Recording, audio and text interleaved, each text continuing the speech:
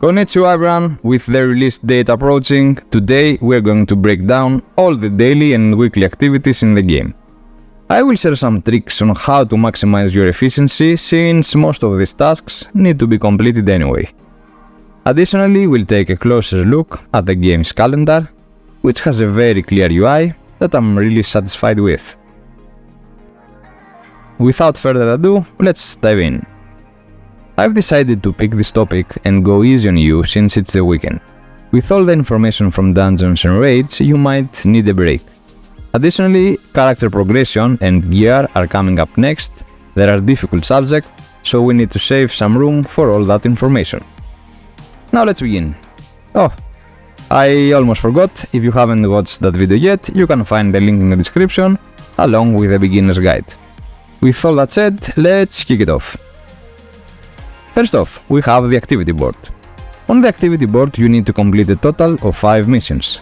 Heads up, don't stress about what I'm going to say, your daily rotation will follow what's mentioned in the beginner's guide, and think of these activities, dailies and weeklies, as rewards you claim after completing your rotation.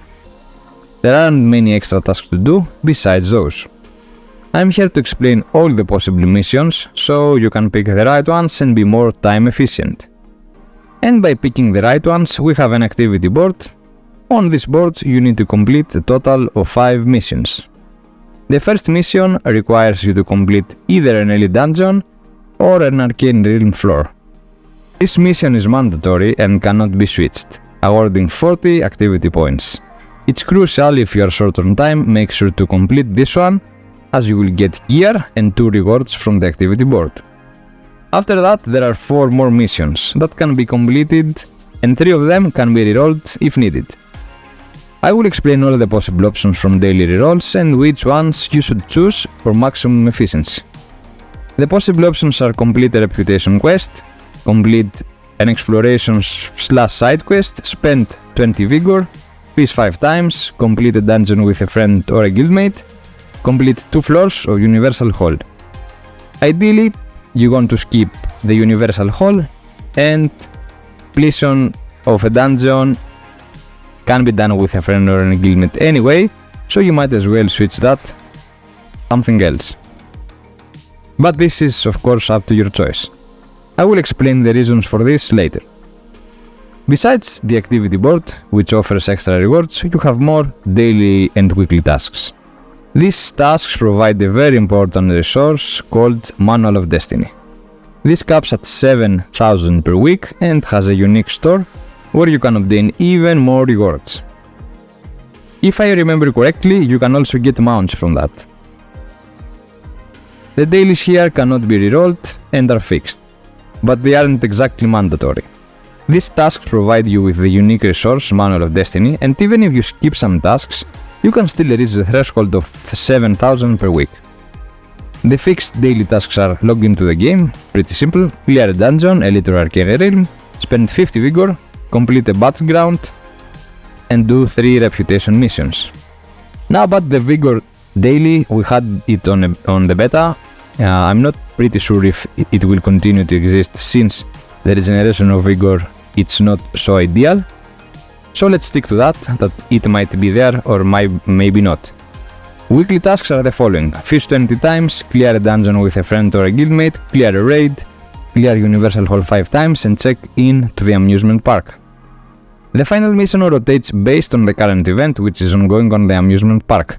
Consider this as some sort of entertaining content where you solve puzzles and other related content. Oh, super excited! Thank God it's only weekly. As you can see, all these missions can be combined, so you won't spend more time than usual. Since both tasks require completing elite dungeons or a dungeon, try to do it with a friend to save time. You get 2 entries each day for daily rotation. Remember, weekly tasks will be done as you complete raids and Universal Hall at some point. Vigor caps at 300 and generates 1 every 15 minutes.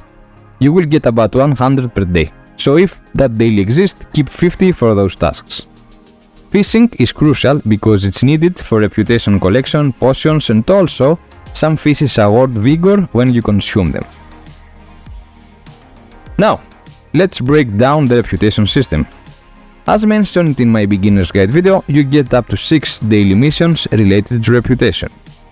These missions involve killing monsters, fetching items for NPCs, or protecting them during travel. Completing these simple tasks earns you reputation points. Reputation unlocks more items in the Destiny store.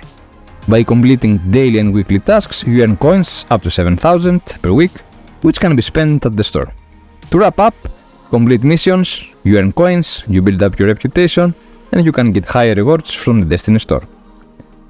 Lastly, let's mention the daily PvP tasks. Even if you skip them, the coins from other missions will be enough to reach the 7,000 cap per week. Completing PvP tasks provide a unique currency for skill upgrades. I highly recommend doing battlegrounds for maximum efficiency and progress. If you are a casual player with limited time though, focus on your main quest first, get it out of the way, especially in the first week.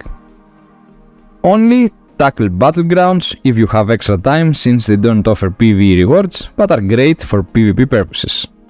Eventually you will have to put them on your schedule, so even if you are a full PvE player, it's time to change sides. As mentioned at the start, let's talk about the calendar. Many games, especially mobile ones, have a calendar to notify you of daily and upcoming content. In TarisLand calendar, we see newly released content marked as new, rewards from certain content get refreshed, and the second week shows rage refreshing on Friday.